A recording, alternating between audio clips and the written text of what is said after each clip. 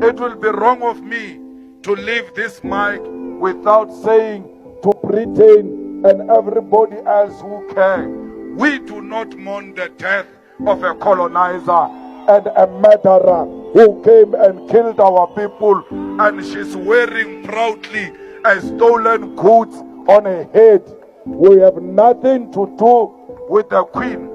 Renaka Spedi, but Bauquaribuleli, Slaga Bona, Marawena, Kele Kodu, Lele Bolailemba to Barena, Bautua di Mineralita mo Africa, Bautua di Mineralita all over Africa.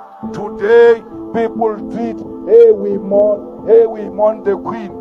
We were colonized by the leadership of Britain that killed our people. So we must not be asked to do wrong things here. We are very clear. The Queen does not represent anything good. Britain has got a lot of gold, yet they don't have a single mine of gold. Those are stolen goods. We must talk about reparation. We must talk about the return of the gold. We must talk about the return of the stolen diamond, and not these other side issues which are not important to us.